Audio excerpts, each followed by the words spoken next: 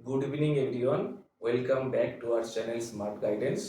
আজকের খুব আনন্দের একটা দিন, কারণ আজকের বহুদিন পর ডব্লিউবিসিএস 2022-এ যে গ্রুপ ডি অফিসার পোস্ট তার ফাইনাল রেজাল্ট প্রকাশিত হয়েছে।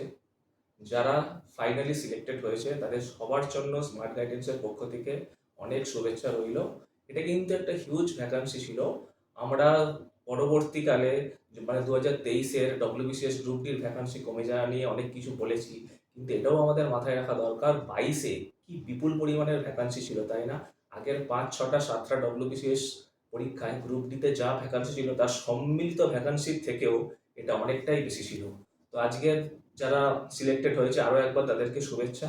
একটা কথা আমার বলার আছে এখানে, যে আমরা জানি দীর্ঘদিন ধরে পাবলিক সার্ভিস কমিশনের পরীক্ষাগুলো আমাদের পিছিয়ে যাচ্ছিল, নানান ইস্যুতে, এবং রেজাল্ট বেরোতে দেরি হচ্ছিল। কখনো ওবিসি কেস, তাই তো, কখনো আবার চেয়ারম্যান নেই, কিংবা কখনো রোস্টার প্রবলেম।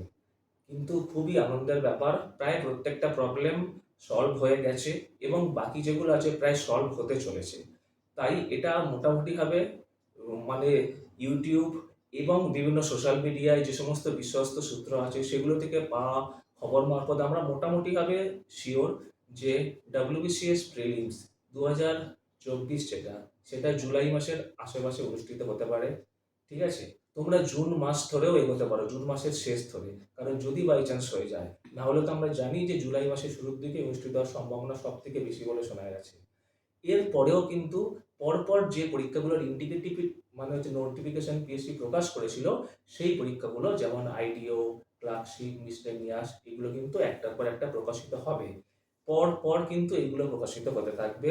সুতরাং এটা নিয়ে আর দ্বিমতের কোনো জায়গা নেই, কারণ দীর্ঘদিন ধরে এই জটটা মানে হচ্ছে হয়েছিল।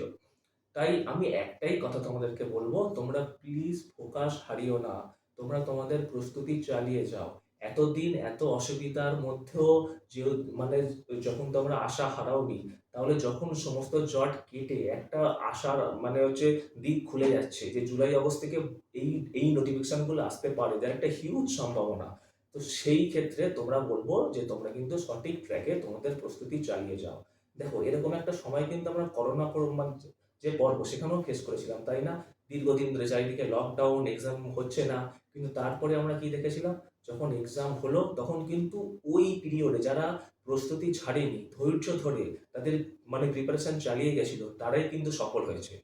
এটা কিন্তু আমরা দেখেছি, এটা আমাদের ভুললে চলবে না। আমার খুব কাছের একজন 2022-এর এক্সিকিউটিভে যে ফার্স্ট হয়েছে, তারও বিভিন্ন ইন্টারভিউতে কিন্তু সে একাধিকবার বলেছে যে করোনা পরিস্থিতি তাকে কতটা সাহায্য করেছিল এবং ওই সময় সে কিভাবে নিজের প্রস্তুতি চালিয়ে গিয়ে পরিশেষে একটা সাফল্যের শীর্ষে গিয়ে পৌঁছেছিল। এরকম বহু উদাহরণ তোমরা সোশ্যাল মিডিয়া থেকে পাবে।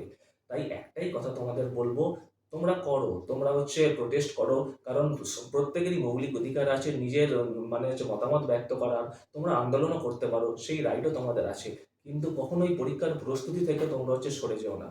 একদম ঠান্ডা মাথায় নিজেদের পরীক্ষার প্রস্তুতিটা চালিয়ে যাও, সময়ের সদ্ব্যবহার করো, সময় নষ্ট করো না। আমরা এই স্মার্ট গাইডেন্সে যে নতুন উদ্যোগ শুরু করেছি সেখানে অনেকেই মানে প্রস্তুতি নিচ্ছে। আমরা যারা এই পথটা পেরিয়ে এসেছি, আমরা তাদেরকে গাইড করছি যাতে তারা সঠিক পথে এগিয়ে যেতে পারে।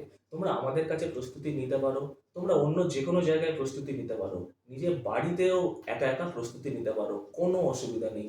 কিন্তু তোমরা প্রস্তুতিটা নিয়ে যাও, থামিও না, সময়ের সঠিক সদ্ব্যবহারটা করো।